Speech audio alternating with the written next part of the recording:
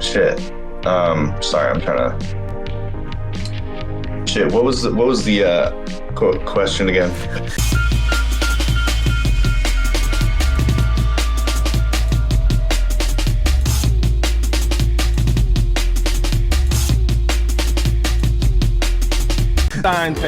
He has black Air Force Ones. It's hard to negotiate with a man crazy enough to wear them. You know what? I was just thinking about the question about no returning faces or anything like that. I think when you look at the cast, like if you look at all of the cast and all the freeloaders, it wasn't that much of a difference from season 2, right? It's an entirely new cast, a lot of new freeloaders, a couple returning freeloaders. That's kind of just what we did again. I don't think it was necessarily like we are absolutely not going to have so-and-so on. It was just like, if it makes sense to have so-and-so on, we'll put them on. But for the most part, let's keep it the same and let's keep it in line with season 2, where it's like new faces. Let's establish new characters here. Let's get more of an arsenal of new, interesting characters that can provide something that we haven't seen before. Yeah. And Fatty as well. I think Fatty. Yes. People have their opinions on Fatty. When you throw Fatty into a scenario with a bunch of people who don't know who he is, it's fascinating to see how they deal with him. Yeah. I think he has a place on every season for that reason. Like he's always going to fill. If there's dead air, he's going to fill it. Especially with the Famous House cast, they have no idea who he is. Mm-hmm. I think a couple of them maybe did, because he's a little bit famous, but yeah. But you just want to see how these people deal with Fatty and how they react to him and interact with him. So the reality of it is, for the most part, it is kind of that thing where it's like everybody reacts to the camera in their face in a different way. Everybody's different. Some people like it. Some people really shine when the camera's in their face. Some people really don't. And that's, I think, kind of returning to the season 1, season 2, camera comes up every once in a while. Yeah. I think it's honestly better for the show. Yeah. Because they can, if the camera's not on them, they feel like they can let their guard down a little bit. Be a little bit more authentic and not put on a show. Yeah, and I know the footage is way better. I know people love that viewing experience, trust me. We tried to do it as often as we could when we were on the road. And I think it was a little different at that point. Everybody's guard was kind of down at that point. Everybody was kind of like, okay, this is just a new era of the show. Mm-hmm. We kind of dropped a lot of stuff. Like, it felt different at that point. It felt appropriate at that point, necessary at that point for a lot of scenarios. But dude, I'm telling my back was killing me. No, my back was killing me like very early on. Yeah. Did you get a brace at any point? No, I probably should have. But for the road trip, we did it as often as we could. I think it made sense. Of course, yeah. In that time too. Because also we're trying to be discreet. We're trying to be on the fly, especially during like the first 2 weeks, not trying to be super obvious that this is a live show. Right. So that maybe would have, I don't know, that could have caused some issues, I think, if we had that going all the time.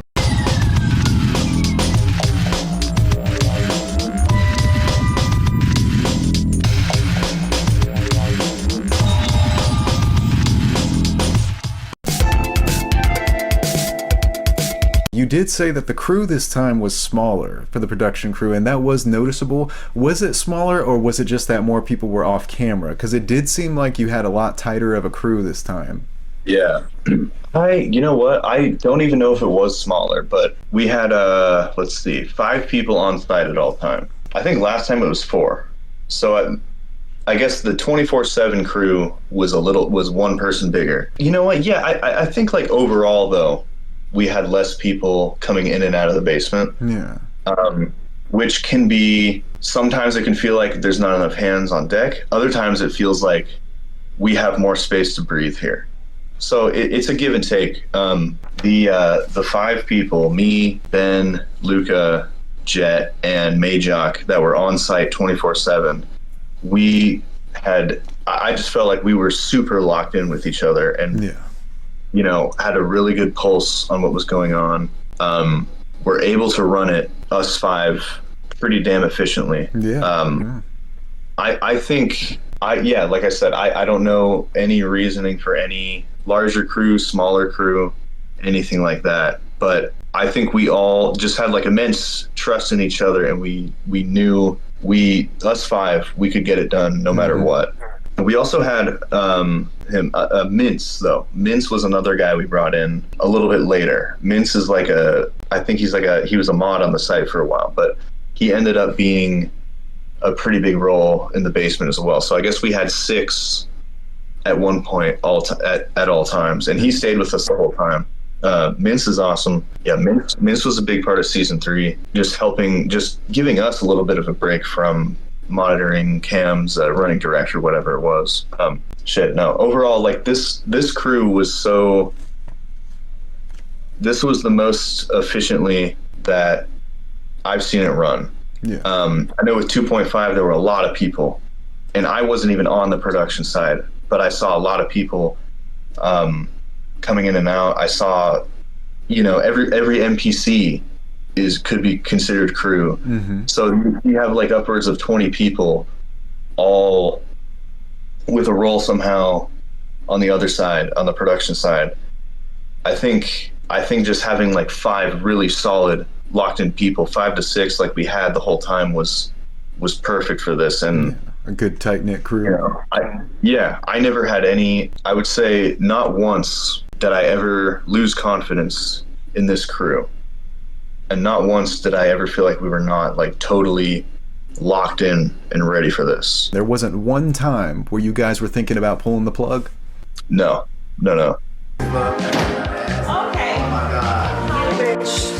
Let's go. Oh man, this was probably one of the best moments of all seasons one of Fishtank Live history, is when Alex B's wife entered the tank. Man, so painful to witness. It was painful. It was uncomfortable. It was, I can't believe this is real. I can't believe this is really happening. I can't believe that these are real people. It was wild. It was like a stereotypical reality TV occurrence where it's like if you're watching like some one-off reality show about like I've seen some about like pawn shops, I've seen some about like towing companies, and you see these big altercations and it's like, this is totally scripted. There's no way this is real. Yeah. And then I was witnessing that and I was like, holy shit, like this is exactly what you'd see on one of those shows. And it's like, these people exist.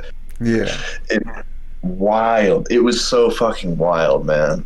That was definitely a moment that like we all thought it was a bit, but then it went too far to be a bit. Not a bit at all. I wish I could say it was a bit. I wish I could be here to sit here and tell you that was all a bit.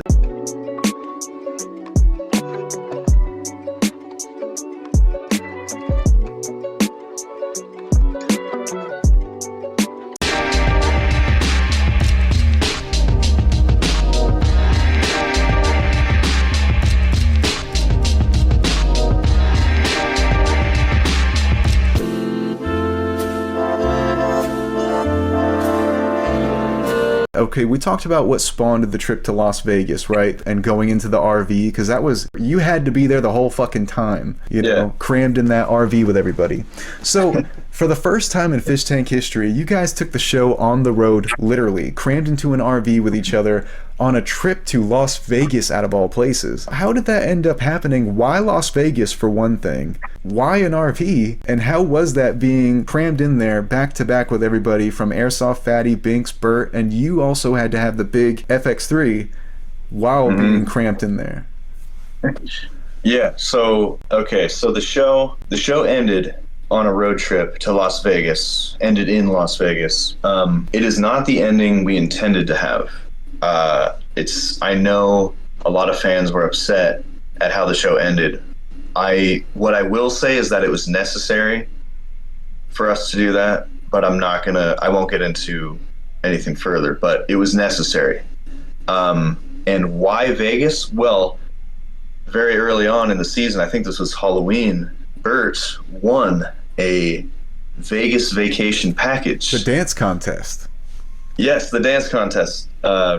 He won a Vegas vacation package. And so you know, what better way to end the show? Like, if we're forced to end the show in a certain way, why don't we go to Vegas and give Burt his prize? Only stipulation, Burt, is that the crew has to join you and the rest of the contestants have to join you as well. It just made sense. Road trip to Vegas. If we can't shoot in this house, let's take it on the road. We'll end up in Vegas. There's like Burt in Vegas makes total sense. Burt, there were so many funny opportunities for Burt specifically in Vegas. And we felt like that was just the destination. Like, that had to be the destination. We took the show on the road. The RV was uncomfortable, was not big enough for everybody, but I think that added to some of the comedy of it. Filming in there while while the RV is being driven, me having to stand up, one hand on the FX3, one hand on whatever thing I can grab onto to not fall over, having to focus and keep my balance, and it was crazy. It was a ton of fun though. That was the whole Vegas trip was so, while not everybody's cup of tea, not what everybody was hoping for, it was a ton of fun. Like, for me as a crew member, it was so much fucking fun. Hell yeah. Being on the road, I love being on the road. It's different for the fans because I know we had a lot of technical problems and everything like that. Well, it was the first time this had been attempted, and just off a whim. So, you know, we can't be too critical of that. Yeah, we could not refine this setup in the time that we had. Yeah. So, you know, we did what was necessary. What was the tipping point of the show to all of you and to yourself? What was the point where it was like the breaking point of the show where you felt like, okay, we got to do something. We've got to save the show. What moment did you think the show was in trouble? Because we just started Famous House 2. This was this whole new Act 3. This was a whole new thing that we had a lot of room with. We had a lot of ideas for. And then all of a sudden we have to cut it loose. Burt's over by the wall. He's looking at the wall. He can't watch this. It's probably the right thing to do. So being in Vegas, you're around there, bright lights, big city, in Vegas, you know, slot machines going, casinos, gambling, all of the treasures that we know and love in America. Your first time taking it on the road, and not to mention in Vegas, one of the biggest cities in the nation, you already, within the first 15 minutes of getting off the bus, had an altercation about filming on one of the Vegas strips. It was one of those things. So we were on the road for like 3 to 4 days. And the whole time, like, service is cutting out, a lot of tech problems, a lot of gas station snacks, I'm sure. Oh yeah. And we finally get to Vegas, and it's like, okay, as soon as we get there, you know, everyone's kind of, me personally, I was a little nervous to get to Vegas and start filming. I've been there before, but I didn't know exactly, like, I didn't know how dangerous it would be with this group and with a crew. But honestly, I mean, it's kind of a shady town, you know, it has this reputation. It was honestly felt very safe the whole time though. Like, and it was way less, you know, you see it portrayed in movies and it's this big exciting thing. It's way less like that than you think. And I've been there before, and I don't know what I was even expecting. But I was a little worried with this group, and the whole thing being streamed and everything like that. But it was totally fine. Like, I was worried for nothing. Like, as soon as we get there, it's like, oh, I'm just filming Burt begging for money. And like I was saying, it's like Kramer from Seinfeld, right? Like, you put him anywhere, he's going to be funny. It's funny, whether it's him being funny or the person's reaction being funny. Like, he's perfect in every scenario. Oh yeah. Except on the punching machine. Yeah. That was an anomaly. How can you do that? He's magic. He's just comedy magic. He got like a 1. Was that what it was? 1. 0, 0, 1. That's impressive in itself.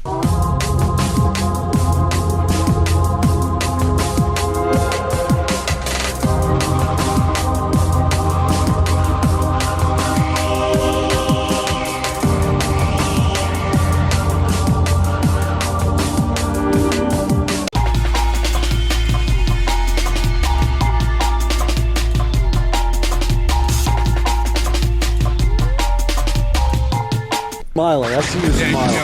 Look at that, feel like an idiot. Are you acting?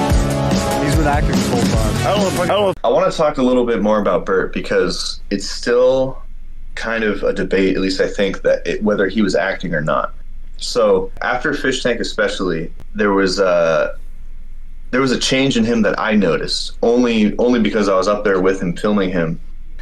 The first time that I was like, this guy is full of shit, or this guy's acting, or whatever. It was they were in bedroom one, him and I think it was Alex Stein. They were like wrestling, or they were like on the ground fighting over something. The baby, I think it was the baby challenge.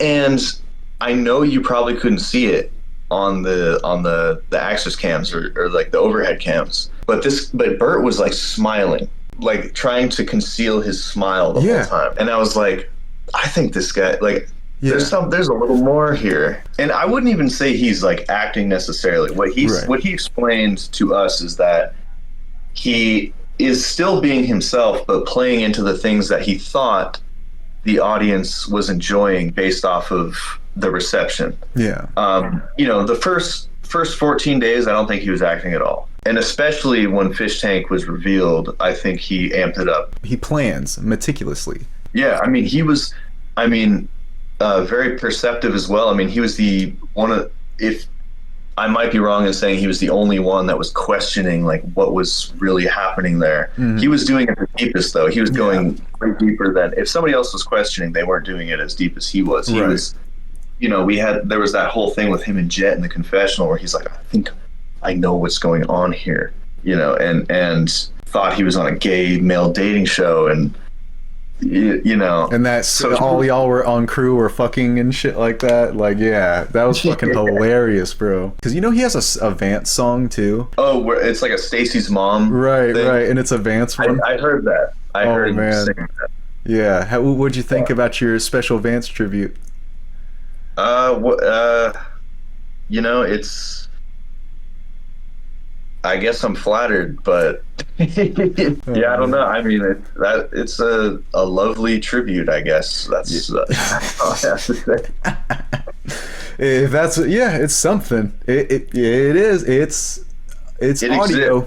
It's audio. It exists. Yep. It was spoken. Yeah, dude's like an alien. He really is like an alien or like a live GTA character. When I saw him interact with his brother, I was like, okay, a lot of it's not an act. Because seeing Bill, I was like, oh, okay, that's a lot of that is in their DNA. That's for damn sure. Yeah, no, he's a total anomaly. Probably probably the best contestant we've ever had. Just an anomaly of a person, and damn, I'm so happy he was on the show. Like he made season 3, like you said. Like without him, the show, who knows what would have happened. But he pulled a lot of weight for season 3.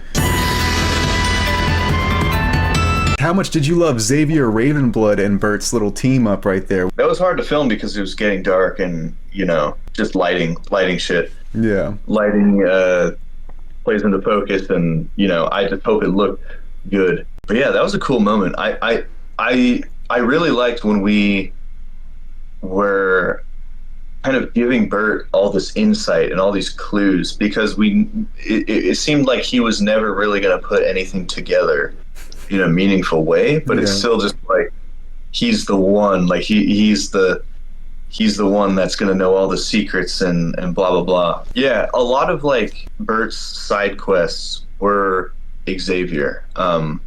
He had a lot to do with that. He had a lot to do with like Burt finding clues and stuff like that. It was really funny to bring him outside, and his presence on the show is always like Xavier. I mean, like he's so good. He's just so good at what he does. He always makes me want to perform better. Like every time I'm doing a character or a voice, it's like, man, he's just so quick-witted with all his comebacks and everything like that. He just always thinks of something that's not only clever or fucking funny, but it's in so character. It's so much in character. Yeah, he has a comeback for everything. Yeah. It's mesmerizing to witness. The only thing that Xavier, and it's not his fault, doesn't have a comeback for is all the Redditors who spread lies about him being a stalker and all that. That's all lies. It's all bullshit. All those people who on those college campuses who said that Xavier stalked him, it's not true. Did y'all just kind of alpha whim just say, let's fucking get Xavier in there? Like, we have to see these two interact. It was Xavier. You know, I'm not sure like how much of the mystery I want to like reveal, but Xavier was so calculated in this and was so feeding him clues, and like he was heavily invested in Burt and very much wanted to give him like a deeper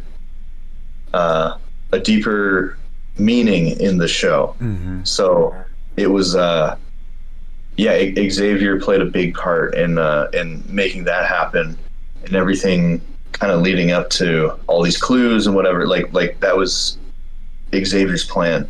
Like he was planning a lot. He was planning a lot for Burt. And I swear, what can he not do? What can he not do? I don't know. Literally. Yeah. Man.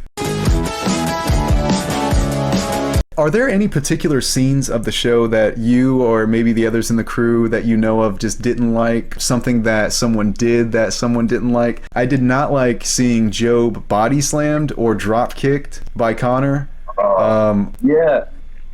Man, Jobe got violently attacked a little, maybe as much as Frank, maybe a little less than Frank. Yeah, because he had a scrap with Jeff too, right? I think so. And Symbol. Oh, Symbol shit.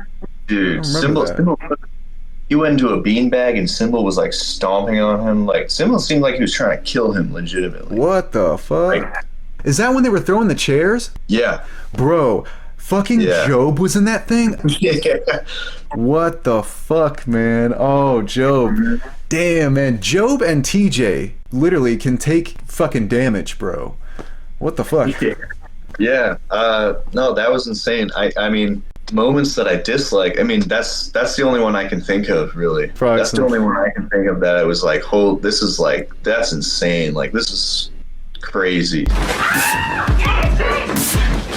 What'd you think of all the fights that went down? I mean, there was, I'm pretty sure it was Jeff versus Jobe. You had Luke versus Kawan, Mizzy versus Binks, Alex versus Symbol, of course, which was, you know, feet, teeth, and knees. Honestly, the boxing matches were not super notable to me as much as the actual, like, natural fights where people were just swinging on each other. Yeah. Yeah, I think the better ones were not so much fights, just, you know, somebody getting so fed up and they just swing on somebody. Like, that is you know, that's not a situation you necessarily want, but it's great entertainment. You know what I mean? Like, it just builds up so naturally, and it's just like, this person's, they're just fucking done with it. They just swing.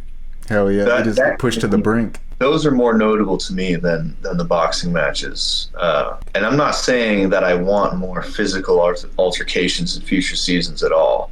I'm not saying that, but those are, you know, when I think of notable fights, that's what I'm thinking of. Yeah. Not so much the boxing. The challenges for this season, though, I will say, it seemed a lot more tamed. I was a little surprised because I was expecting a little bit more from the challenges from season 3, to be honest, that had to do with inside the house. We did see a couple of funny reoccurrences, like the rice. I think y'all did the rice challenge again. Oh yeah. And then the beauty lineup, that's always a funny one because that causes tension when they line up between who they think is most attractive, because that's always causing drama, but like in the light way at the start. Yeah, that was good for Famous House too, because that's such a, like you said, it's a very light, very light drama thing that's going to get people talking. You know, who's the most attractive? Yeah, and then who got pushed to the least? Because then they was fighting for spots. Yeah, challenges, I don't know. I think it's hard. There are so many challenges. Like, there's so many challenge ideas we have that kind of just we can't do. Or we intend to do them and just things change.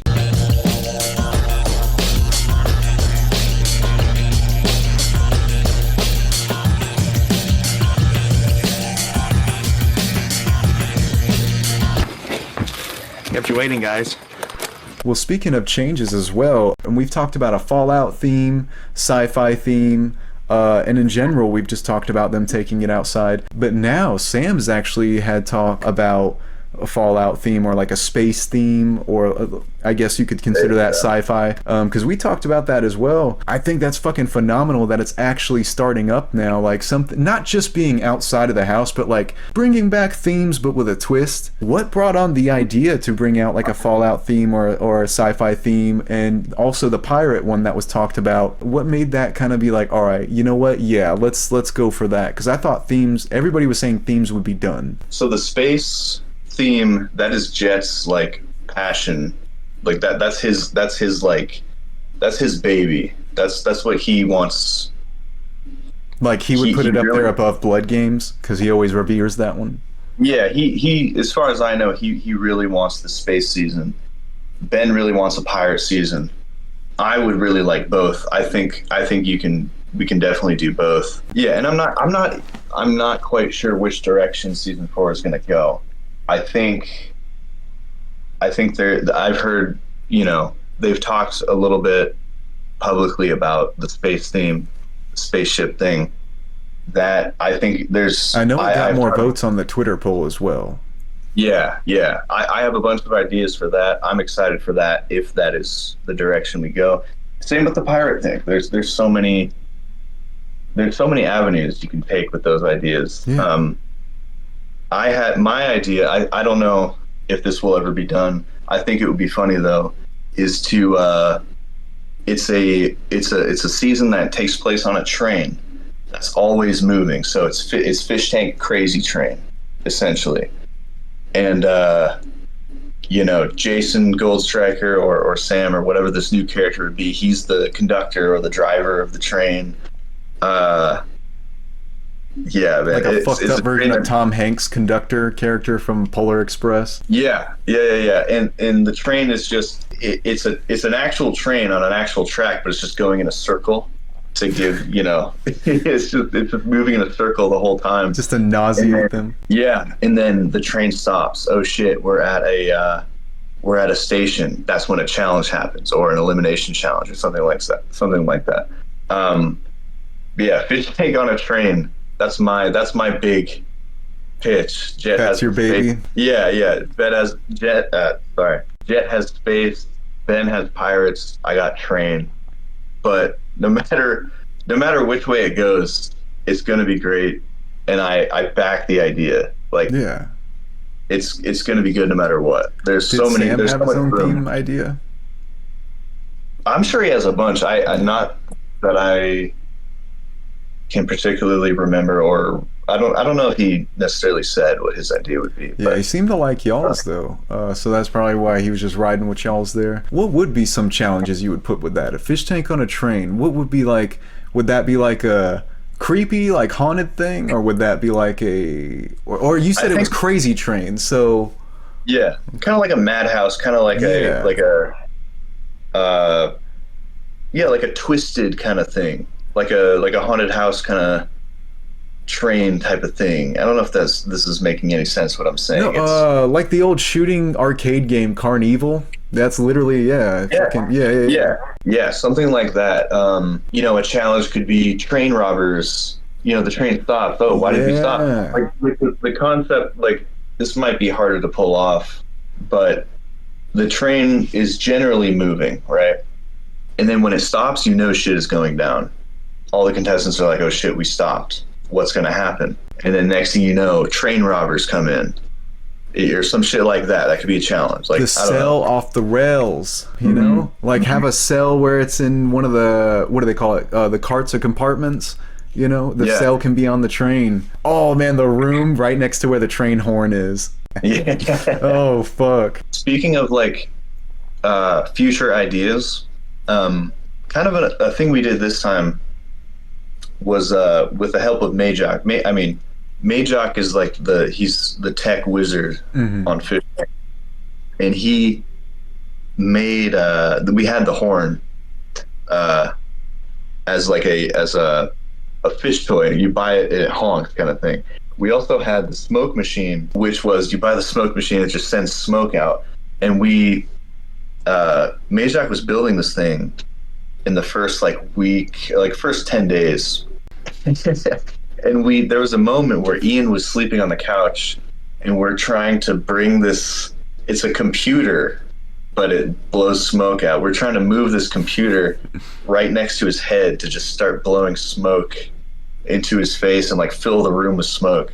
I think I would like to see more practical things like that. The practical fish toys where it's like an instant, oh, here's a horn honk, instant, here's smoke in Ian's face or whatever it is. Like, it's just so fucking goofy. Yeah. Like, the goofiness of it is, it's like Three Stooges type of shit. Yeah. Very, very like slapstick almost. Yes, exactly. Have things like rigged to fuck up purposely and see how they deal with it. A toilet that just starts squirting water out of it. Yeah, like a toilet doing that, or like a faucet, like the sprayer on the faucet just goes and won't stop. Yeah. The practical fish toys. I love that idea, and I think we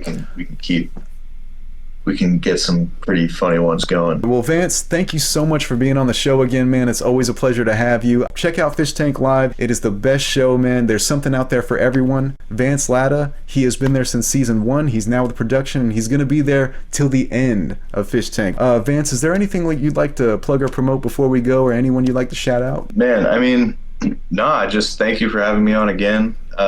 It's tradition at this point. Do a season, do an interview with Rez, and I love it. These are really fun interviews. Like you said, it's just like hanging out, talking with a homie. Just thank you for having me on once again. I'm sure we'll do it again very soon. That's it. I don't really have anything to promote. Watch Fishtank. That's basically it. Again, man, it's always a pleasure to work with you, brother, and I hope nothing but great things for you, man. Hope you have a wonderful night, and we look forward to keep seeing you on Fishtank Live. We're always going to be supporting you and your phenomenal music. Y'all check out Vance Latta's music. He has an amazing album, an amazing amalgamation of like pop, synthwave, and very goth feeling of like 80s nostalgia. If you're into like synthwave and electronica music, definitely check it out because you will absolutely love it. And it's called Love in Its Purest Form. Definitely check it out. It's on Bandcamp.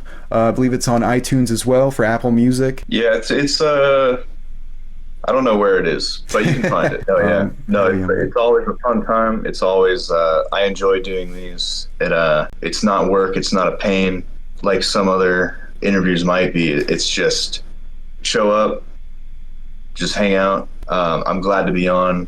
It's fun to be on. As long as you keep doing it, I'll continue to be on. So thank you. Hey, mad love to you, Vance. I appreciate you, brother. But you have a wonderful night, man. Thank you so much, and I look forward to all your future creations. And until next time, brother. For sure. Yeah, just hit me up whenever. Hell yeah, brother. If we're doing impressions, I might want to. I think I've got funnily enough, you had me do a Thai one for the first time. Yes. Last time. Oh yeah. And I think I've gotten decent at that one. Hell yeah. But I'll throw it in. Yeah.